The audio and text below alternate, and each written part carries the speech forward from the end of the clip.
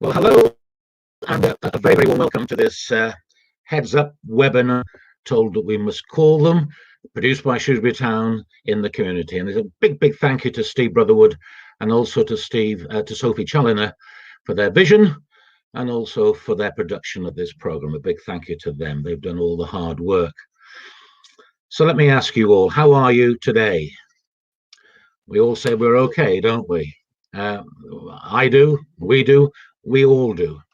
But these are not normal times. We are currently living through, well, abnormal times. We are normally very much in control of almost anything and everything that we do. Suddenly, we are thrown into this period of uncertainty and a feeling of being out of control, the sense of being isolated and concern for loved ones that contributes to our stress, to our fears, and to our anxiety.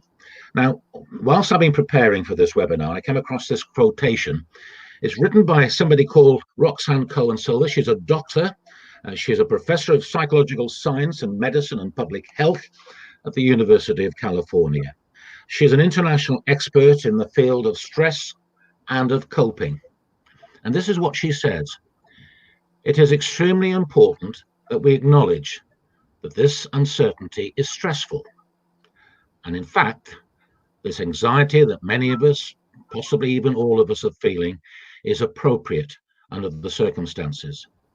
This is a normal reaction to our new normal. And then she goes on. It is extremely important that we recognize that anxiety is contagious, but so is compassion. And there are ways in which we can bring our communities together, even if virtually. We can take advantage of the technologies that are now at our fingertips. Okay, then, so let's see if we can unpick some of these thoughts with our three very special guests from three rather different backgrounds. We have a footballer who was inspired to create his own mental health foundation, Hub 365. We have a fan of Shrewsbury Town who happens to be a self-employed businessman and a computer expert. And we welcome a child psychologist and children's author, very diverse, but with one thing in common. They, like ourselves, are having to cope with the challenges posed by the coronavirus. So first of all, let me welcome Kay Brophy, who has worked therapeutically with children and families in schools across Shropshire since 2002. She is an experienced and highly respected psychologist, a family practitioner, and also an author. Where does she get the time from? She's a member of the British Psychological Society, the Association for Family Therapy. So hello, Kay. Hello, Ryan. How are you? I'm very good. And how are you? Let me ask that question of you. How are you at the moment? Are you always honest when people ask you how you are? Mostly, I think. I'm mostly honest. Obviously, to a degree. I'm good at the moment. I'm in my office at home and looking forward to speaking to you all today. So, yeah. Well, we're very much looking forward to that as well. What helps you to deal with this current crisis, with the lockdowns? What's helping you, do you think, particularly?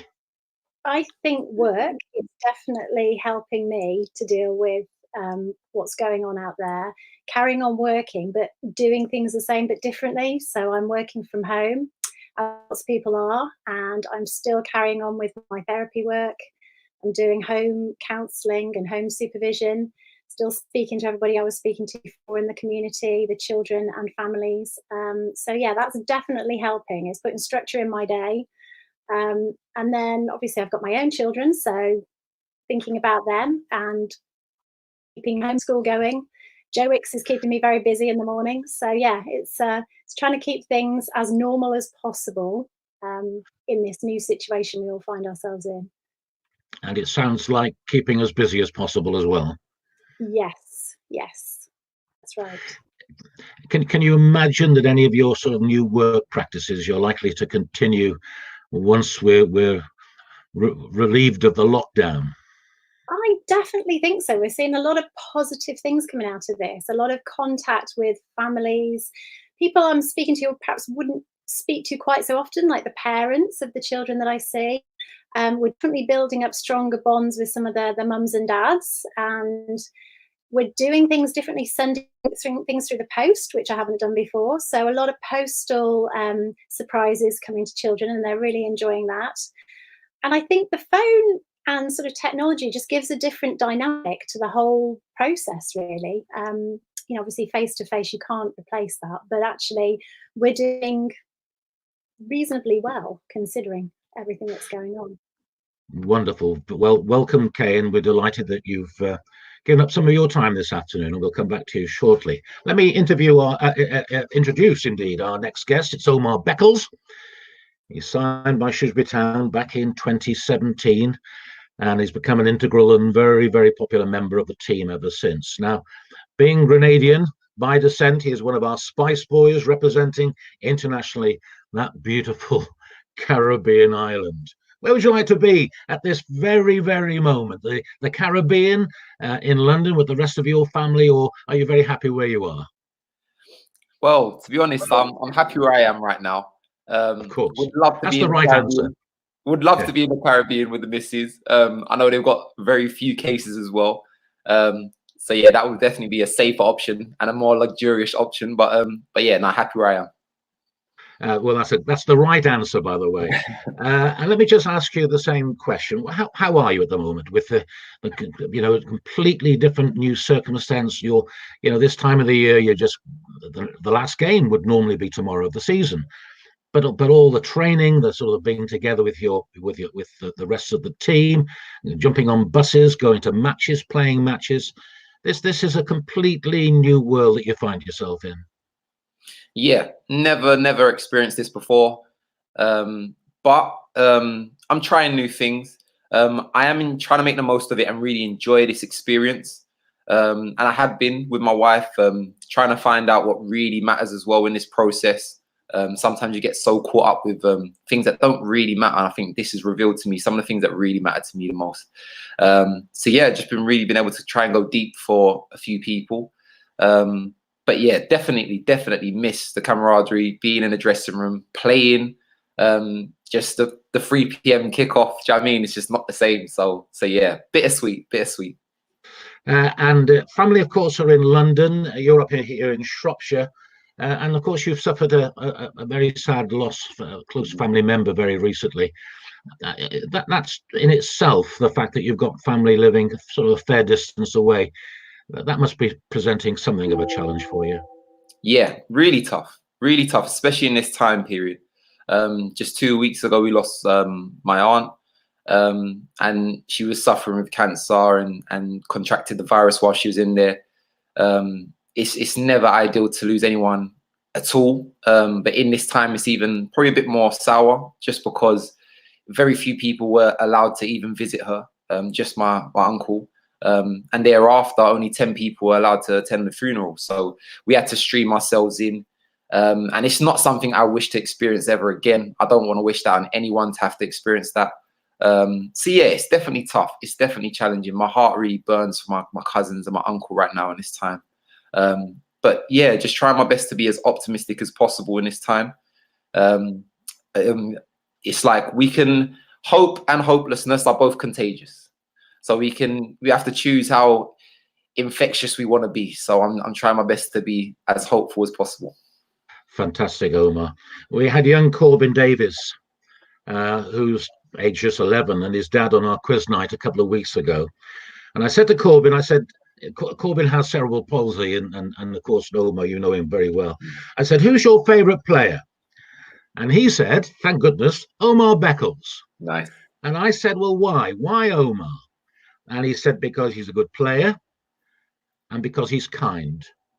Aww. And I have to say, but you are one of those people, Omar, who just happens to be a very good footballer, but who understands the power and the importance of compassion as well.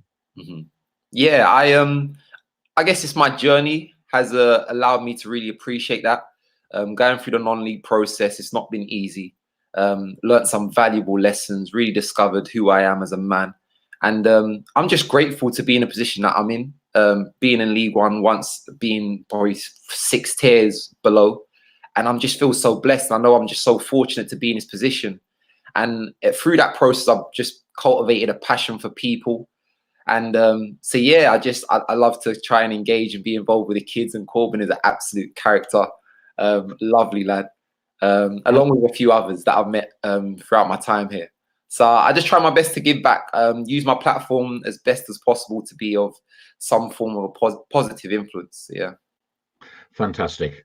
Thank you very much, Omar. And finally, we welcome Mike Davies. And Mike will begin to appear on the screen. There he is, a club joint supporter, liaison officer, and member of the Club Supporters Parliament. A bit of a mouthful there, Mike. And together with Roger Groves, helped the football club become the first club to introduce safe standing. And I noticed Manchester United are copying what you did. Yeah, they're looking at the big boys and following suit. So yeah, I saw that the other day. Very exciting, and yeah, still very, very proud that we were able to get that in first in England. So yeah, brilliant. I'm amazed, Mike, that they haven't been with big money to get you over there to help them do it. You can pass on my telephone number, no problem at all with that. So, so you're a businessman. You own an IT business in Shrewsbury. It's called Salop Technology, and you're also a father of two young ladies, one aged 12 and the other aged 9. And I'm imagining being self-employed would certainly at the outset or the onset at the beginning of this lockdown, I would have thought that would have caused a good deal of anxiety for you. Yeah, it's been tough, both personally and from a business point of view. Hasn't helped that 4 days into the lockdown, my wife broke her ankle as well, so that sort of added another issue in there. But no, I think like Omar was saying, it's made me certainly totally change the way that I look at things and the way I do things. In one ways, I feel so blessed that I've been able to spend certain extra time with the girls. Being self-employed, you sort of in and out, see them for like an hour, a couple of hours a day. I get up before they go to school. I'm back, just before they go to bed usually. So having them at home and being here with them has been amazing. Obviously, not the greatest of circumstances for that to have happened in. But just trying to make the most of it, really, and trying to make the most of the extra time that I get to spend with them. And what about your teaching skills? Are they coming along? Are they developing? No, the wife Vicky's dealing with all that. Yeah, if they listen to me on most things, they'll go back a lot worse. So yeah, Vicky's dealing with all that. I can help them with the IT, but Vicky's sort of dealing with the rest of the stuff. So when their computers break down, there's dads there to put them right again. Yeah. And your wife going up to hospital, I suppose it was the fear of not the operation, but the fear of perhaps contracting the virus. Yeah, I think it was really tough.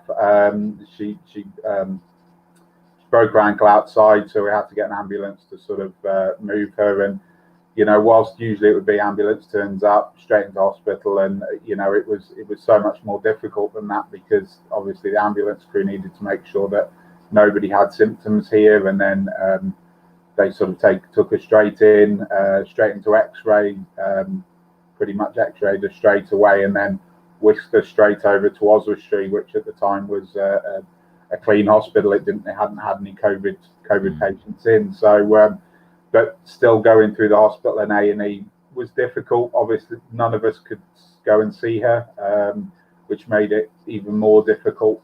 Usually I would have sort of dropped the kids off with my mum and dad, and gone in and spent some time with her, but wasn't able to do any of that. Was sort of just reliant on phone calls back from her in the hospital to let me know what was going on. So yeah, it was really difficult. And making a full recovery, we hope. Yeah, she's moaning at me again. So yeah, she's recovering. She'll look back on these particular days with fond memories, I don't think. Anyway, lovely to see you, Mike, and thank you very much. Well, thanks for everything you've done for the football club, and thanks for joining us this afternoon. And let's return to Kay, and we're having questions sent to us all the time, and let's make a start. And I think Omar's coming in, and do chip in. Even though I'm going to ask perhaps particular people questions, it may be that others might have a comment to make as well. This first question, and it's probably typical of many people who will find themselves in a similar situation. Many of us, it says, were already suffering from anxiety and depression before the virus came into being. How are we supposed to cope when the usual support agencies are now inundated? Please don't say talk to family and friends, it says, because not all of us have somebody willing to listen. So a little bit sad that. Kay, what would be your thoughts in response to that particular question? Yeah, that is sad, and it's true. Lots of people were experiencing lots of mental health issues already. So this has kind of just added another layer, hasn't it, for lots of people. And I think it's just now really an opportunity for people to maybe start looking at mental health slightly differently. That's certainly what I'm trying to do in schools with children, is to say, well, actually, as you were saying in the introduction, it's completely appropriate to be in fear right now, to be scared. That is the right emotion for this time. And to try and accept that's what it is, and to look at ways of managing and dealing with that, ourselves. That's kind of how we're looking at it. It's also about feeling sad as well, because lots of people have lost connections with family and friends, and that's a loss. That's like grief. So it's starting to acknowledge these other feelings exist, and it's not possible to be happy all the time, and things are happening that we need to perhaps look at how we manage our feelings differently in the future. And are the support agencies, are they inundated at the moment? It's a bit like the hospitals. People don't want to go there because they don't want to put any added pressure or added burden. Are we sure that the agencies are inundated at the moment, or is that just a sort of fear that we might have? Could possibly be a fear. I mean, there are lots of agencies out there, and a lot of them are doing similar things to what I've had to do, becoming home counselling services or online services, which you can't replace face to face. That's the ideal. But if you can access something online and there's somebody to talk to, even if it's not necessarily an agency, even if it's just somebody who's feeling the same way that you're feeling, that can be helpful too.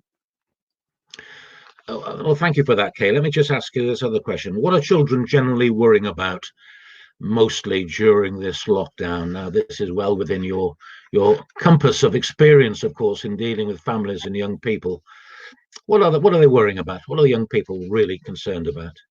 They're worried a lot about their friends. They're worried about not seeing their friends. They're worried about seeing their family. They're worried about losing connections with people, like we all are. And that's feeling really hard for them. Because they can't see people, they're sort of thinking maybe they'll forget about them. But they're also worried, if we're honest, about people getting ill that they love and potentially dying. That's what they're worried about.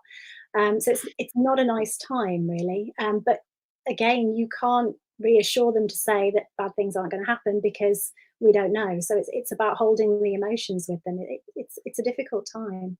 And what about, I'm a grandparent of 5 children. I can't get anywhere near them. I must admit I've seen them. But what can our families do to help, to support and help them with some of these fears and anxieties? Yeah, I think there's lots families can do. I mean, it's acknowledging the feelings for a start. It's acknowledging that, we're all feeling a little bit scared at the moment. We're all feeling a bit sad. We might be angry as well. It's looking at the whole spectrum. I talk to children about the fact we all have 6 core emotions, but we tend to like to focus on the nicer feeling ones, like happy and good surprises. But bad surprises happen, which is what's happening now. And you've also got disgust in there as well. So I think people are really feeling a mixed bag of perhaps the more negative emotions, or what we normally see as negative emotions at the moment. And we can definitely teach children about those and how it feels, and give them coping strategies and build their resilience to that. It's a good opportunity to do that. And one of the big parents' fears at the moment is the amount of education that their sons and daughters are missing out on? Should they be worried? Is it something that cause them concern, the fact that they are missing out? I think next week they will have their longest period out of education ever in their lives. Yeah, and I don't know. We shouldn't be worried because we're at home, not at school. And it's about keeping things as calm, again, as we said, as possible, and as normal as possible, and as routine as possible, but being honest about what's going on out there and trying to sort of communicate and allow those feelings to come out about how they're feeling. Obviously, they're taking their lead from us, and it's us who will be role modelling the adult. So yeah, I think it's sort of a time for reflection in lots of ways, and keeping things as normal as possible, but not worrying too much about, if you can't do school in the same way you normally would, then not worrying about it too much, just doing what you can, maybe a little and often, but keeping some routines going. And what about the mental welfare of our children? Is that something else that we should be concerned about, or perhaps what can we be doing to make sure that that doesn't become a major issue?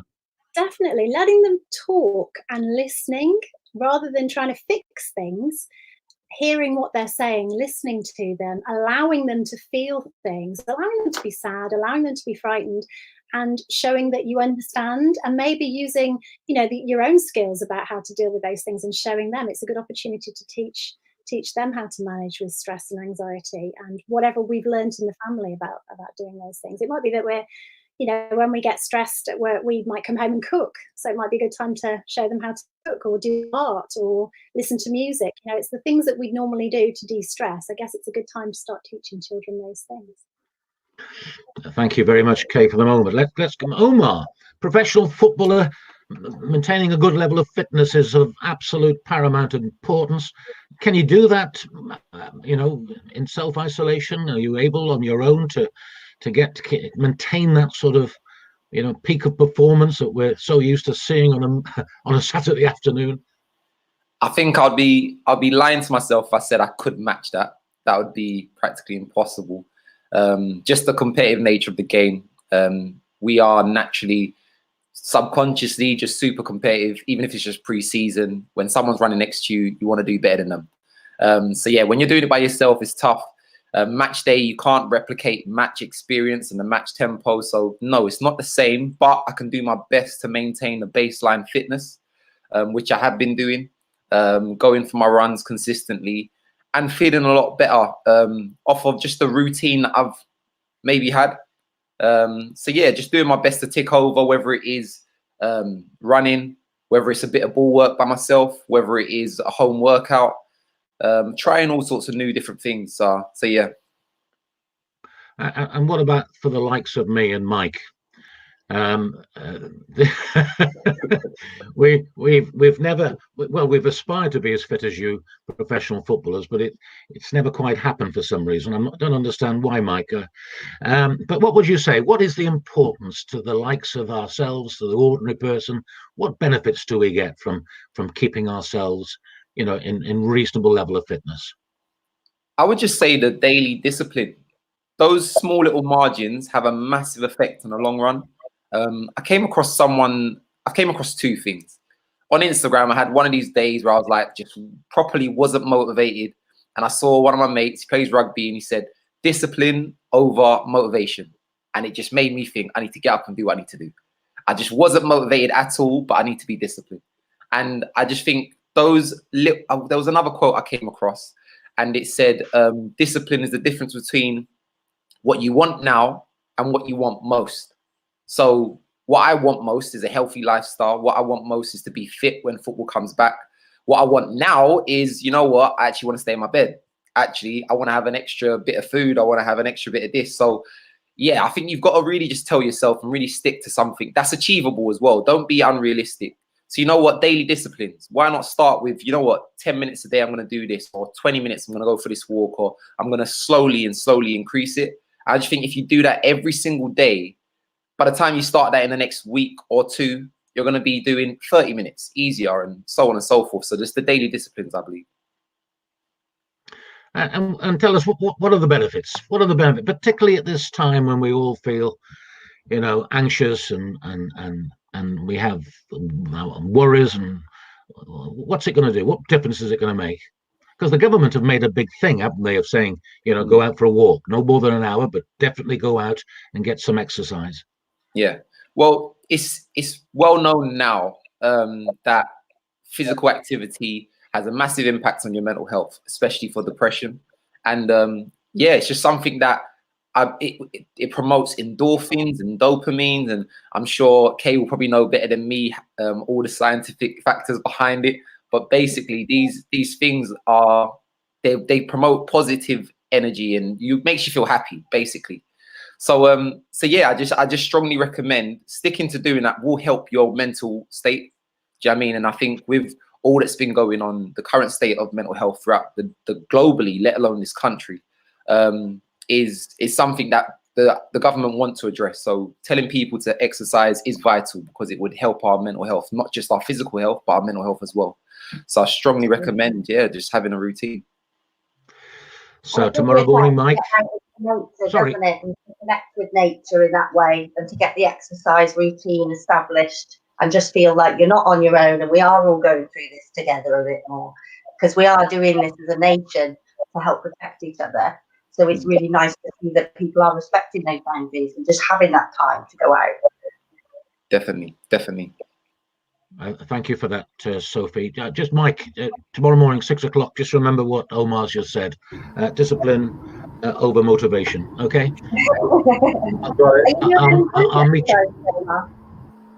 I'll meet you halfway. Very well done.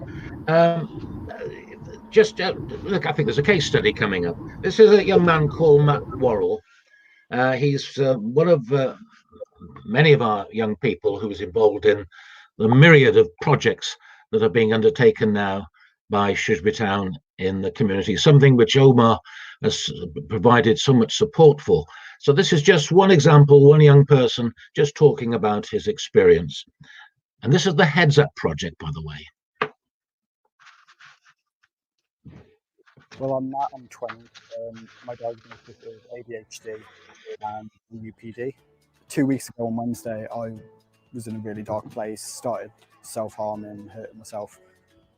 But the thing that snapped me out of it was, oh, I've actually got Thursday.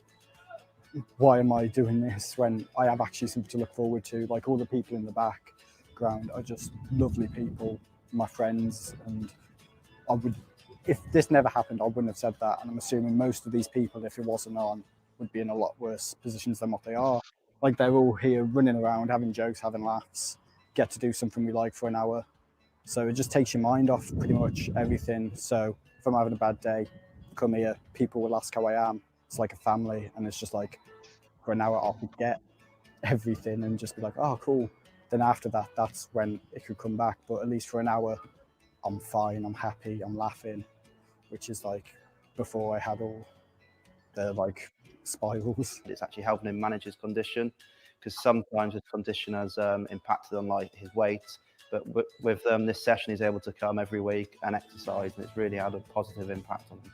He was really shy, not really confident when he came, but now like he's one of the most nice, probably lads you'll ever meet. He'll talk to you, he'll talk to anyone. He just loves the fact that he can come to a session and call it his own and just be able to play with his mates. It's great. No one knows how much this has helped, which is the shocking thing. And it's helped everyone, even if they no longer come here because they've moved on and they're actually a lot better. It helped them for that time. I'd like to thank Harry and Jordan. Without them, this won't be possible. So thanks.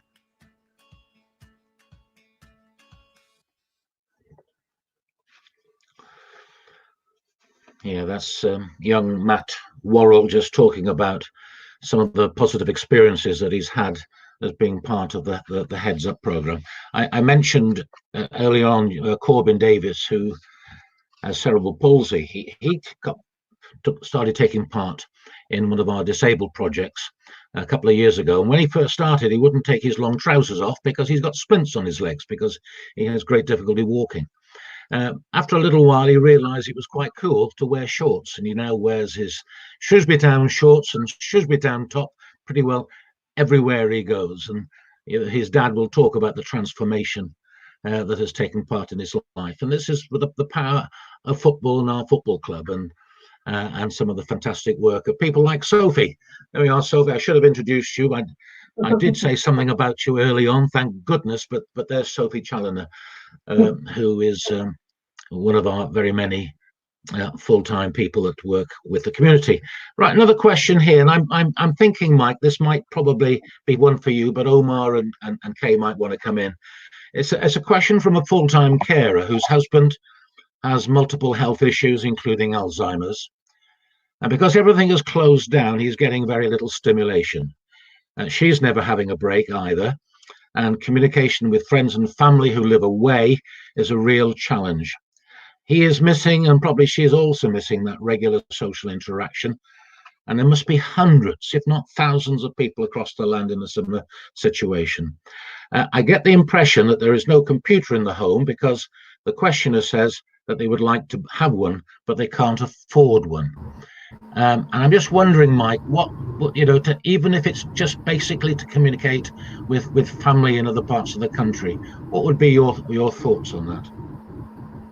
Yeah, you don't necessarily need a computer anymore to be able to communicate. You can do it as long as you've got a smartphone, and you've got access to either Android or iPhone. A lot of the apps that you see, like Zoom and stuff like that people are using on their PCs at the moment, can be used on their phones. And you've got things like FaceTime and stuff like that can be used as well. I mean, it's also, there's a lot of sort of cheap tablets on the market as well that can be used, for 50, 60, 70 pound that you can pick up that will do the job as well. But you tend to find at the moment a lot of people are doing it just using their mobile phones and installing the apps on them. I just wonder, Sophie, if we can put up some contact point where perhaps we can have a chat with this particular lady and offer some sort of direct advice and guidance. If perhaps that person is listening, and they have a number to ring or probably a telephone number would be best in this instance. That might be helpful. Mike, just let me just thank you for that. So let me just, and that would apply to anybody else who sort of recognizes this particular issue. We are looking at a charity to get out into our community and be helping those people that are so affected and don't have access to those sort of things. So if you do have people such as them that we could get in touch with, that would be great if they can leave their number. That's wonderful. Thank you for that. Mike, just another question for you. We were talking about, Omar was talking about, I was joking about you and myself. No, you were. Have you had more time on your hands during the lockdown? You're not chasing around after your work and chasing up clients and that sort of thing. Have you had more time to sort of reflect and review? I don't think I'll die of the virus, but I could well die of cirrhosis of the liver the way I'm going. Have you had time to consider your own sort of lifestyle? Has it changed at all? Are you already thinking about taking up Omar's advice? Yeah, I'm already doing it. I think, being self-employed, like I said earlier, I get up early in the morning, I work all day, and I come back very late at night. And that's sort of six days a week, and then on a Saturday it's usually football, and a Sunday I'm sort of just chilling out, trying to get ready for the Monday. But no, I mean, this has allowed me to sort of get back out biking and going out for walks with the kids, and just time that that I've certainly over the last 5-6 years as I've been building the business have sort of lost and got used to. My kids have sort of got used to me being like that, coming in late at night, leaving early in the morning, and it has totally certainly changed the dynamics of our family. I think with regards to sort of having more time and stuff like that, I think there's pluses and negatives. I think what we're finding, certainly from an IT side of it at the moment, is a lot of people having a massive overload from social media and from news, because they're sitting on their computers for long periods of time. And every news agency you go to, every social media post you see is a negative comment about something that's happening at the moment. And over a period of time, when you're constantly getting bombarded with that, you really start to struggle with picking out the positives. And there have been so many positives, that we've seen communities come a lot closer together. We're involved with the football club and getting fans out on a Thursday night to clap for the NHS and the key workers and stuff like that. I've met neighbours that I wouldn't, I've never met before, just from being out on the front on a Thursday night. And it's things like that. I mean, I've been helping this week deliver PPE to care homes. I know MDs of huge businesses that are going out doing food drops and stuff like that, stuff that they would, usually never sort of either be able to do or sort of need to get involved in. And everybody's just sort of come together. And I think I've gone a bit off topic here, but it's you crack on. It's great that in such a difficult time there are so many positives out there, and that's what is keeping a lot of people going. And from my side of things, it's a case of looking at my life as well and how I've done things in the future. And I think when we sort of start to come out of this, I think a lot of people's feelings and thoughts on how they used to do things will change. How much time they have to spend in the office, because a lot of businesses have seen that you can do stuff like we're doing now, which means that people don't have to be in the office all the time. And if that leads to people being able then to spend more time, more positive that sort of comes out of this. Thank you for Mike. Kay, were you agreeing with that? I think I totally agree, and I'm just thinking about I've got quite a lot of parents, particularly mums, who are finding this lockdown so nice because they're not running around stressing about school runs, stressing about taking their kids to clubs. They're actually enjoying their time with their children, especially a lot of special needs children who've found it a real struggle sometimes being in school and having lots of pressure to do from work, and it's taken away a lot of that, and they're actually feeling like they're families again, and they're doing fun, enjoyable stuff, not just schoolwork. They're kind of getting out on their bikes, or they're cooking together, and they're just finding that time, and the mums are feeling less stressed and anxious. So there's definitely positives going on out there in the community. Could I also add to that, Joe? of course you can. Go on. Yeah, just the pace of life. I think that's something I've really appreciated of this. Everything's slowed down, and the kind of rat race, I guess, mentality is kind of no longer a thing now. And it's allowed me and my missus to now kind of be a bit more creative with what we do, rather than feel like we need to keep up with the Joneses, which I think we all tend to do subconsciously. So the caller or the person that asked the question about not having a phone, or maybe not having the technology, go back to basics. Maybe send a letter. Do you know what I mean? Like we sometimes we're technology nowadays, we're so bombarded with having to respond and having to communicate. We don't have to. Do you know what I mean? I think we can just slow the pace right down in the way that we communicate, in the way that we just do things. And I think we're just going to be so much better for it off the back of this. And hopefully the government sees that it might be very beneficial for us to maybe implement this.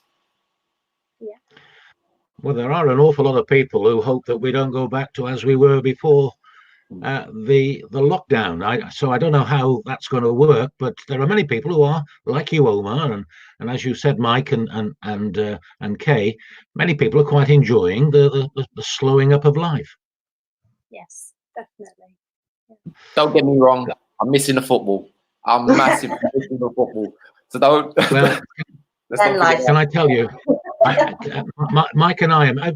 Kay, I didn't ask you. Are you into football at all? Have you ever heard of Omar? Yes, it's a slightly touchy subject in our house because we're Everton fans, but we support our local team as well. To get that in wonderful. That's. I should have asked you that at the very beginning. Let me just ask, Kay, there's a question that's come in from one of our viewers, and it's what inspired you to write children's books? Oh, okay. Well, I've been working as a therapist for a very long time with children, and what I was seeing was that the numbers of referrals in schools were going up and up and up. The mental health statistics are quite shocking at the moment. It's 1 in 10 children with a diagnosis, and that number is creeping up, and I'm sure higher now.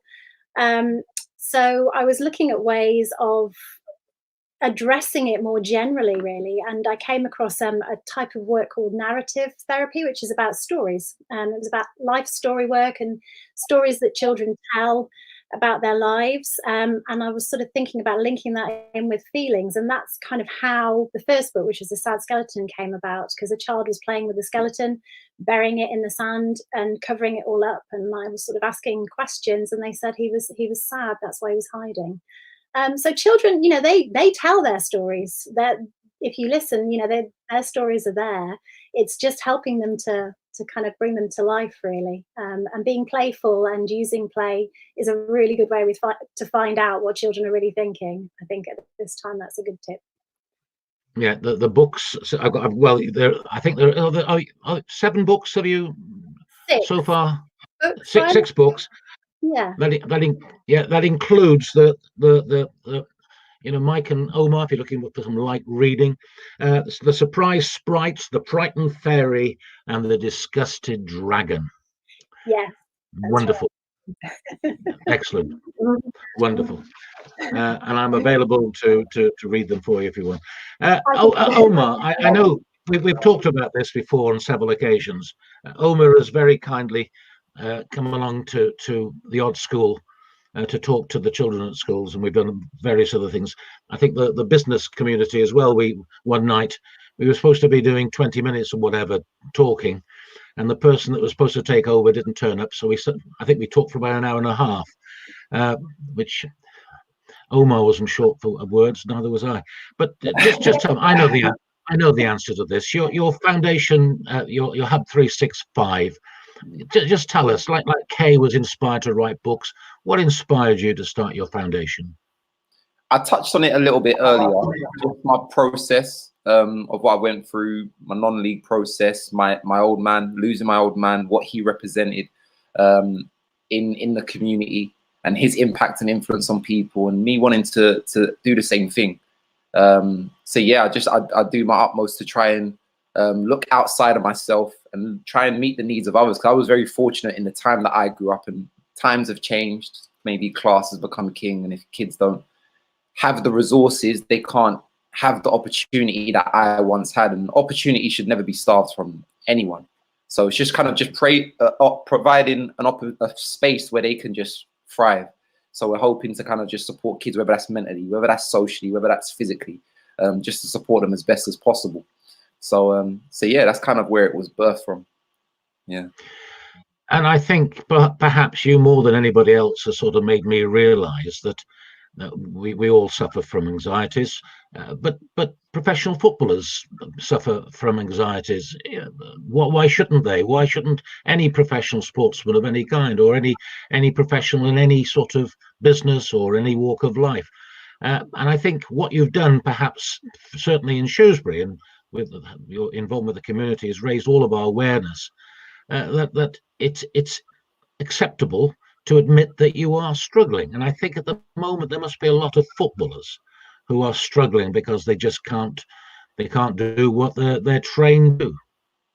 Oh, most definitely. And there's a massive stigma just on mental health, full stop. So I do my utmost to try and be a bit of an advocate, because I was once the guy that carried the stigma and was very judgmental on other players and other people that were suffering. And I was able to have a moment to reflect and finally walk in their shoes, experiencing what I experienced, and kind of was like, wow, what was I doing? And it's from that, it's just really shifted me to really kind of, yeah, just do my utmost to support those that may be out there. It now will definitely be a difficult time. I think it'll be, like I've said, it's a bit bittersweet. Sometimes there's the element where I absolutely miss the football, and I'm sure every other player does. but I'm sure they're probably getting more intimate time with their families, and they may be enjoying that aspect.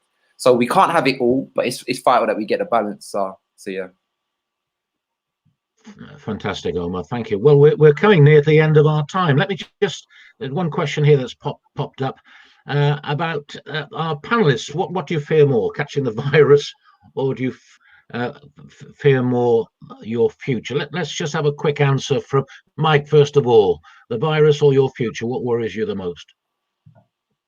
I think the most important thing is your health, and staying healthy. I think you know, what I've sort of come to realise from a business point of view is we're sort of all in this together. And you know, there's going to be a lot of businesses and a lot of people out there that you know, come out of this that are struggling either with mental health or financially or things like that. But we are all in this together. You know, you're not on your own. You're not going to be the only one that is struggling. So I think so long as I stay healthy and the family stay healthy, you know, everything else sort of comes second, really. Yes, Omar. I try my best not to fear. Try my best not to be consumed with fear. It can be very crippling. But I'll probably say maybe the future. I'd say, I guess I'm naturally quite fit, naturally quite healthy, and at my age, maybe I might not be one of the most vulnerable. But the future is so unexpected, like it's so unpredictable. I think that's the word. So you never know what the future holds. You never know what the future holds. So maybe I think that will probably be something I'm maybe a bit more concerned of. Will we change, or will things go back to normal, and so on and so forth. So yeah. Fantastic. And Kay? I think I'm living in the moment, so it's got to be the virus at the moment. I'm sort of one day at a time, making sure you stay safe, and then think about the future. That's terrific advice. Thank you very much indeed for that, Kay. Sophie, do you want to have the final word? Well, I'm going to have the final word, but you can have the penultimate word. You always have the final word. Little of both for myself. Having a young family, you do want to keep each other safe, make sure we're all taking precautions when we do go out and about, and just to protect ourselves as well as all the other vulnerable people that are out there, because I dread the thought of me giving it to someone and really being a massive consequence for them. And even if my children run a temperature, I am monitoring it very closely. I know that we're all quite heightened in that respect, but it can do us a favour and stay on top of things and make sure that we're not going over the top into anxiety, but we are just staying in the moment, as it were. Looking to the future, we're just trying to set sort of short-term goals that are going to help us, really. I think if we're going way too far in the future, it can get worrying and you can anticipate too much. So maybe just the next week, the next couple of days, sometimes it's nice just to focus it down for those short-term goals, and it's a lot more achievable that way. Thank you very much indeed for that, Sophie. And a big thank you to Kay and to Mike and to Omar. You've been absolutely superb. Thank you for that. I've enjoyed our discussion. I started with a quotation. Let me just finish with one. And it comes from the diary of Anne Frank, who, remember, was only 13, a 13-year-old little Jewish girl who hid in Amsterdam in an attic. She was there for 2 years. And she hid from the Nazis in that loft until she was betrayed. And in her diary, this is what she wrote. And I just leave you with this thought as we say goodbye to everybody. I don't think of all the misery, but of the beauty that still remains. Thank you, everybody, for listening. And hopefully we'll be back with you very soon for another edition of Heads Up. Thank you.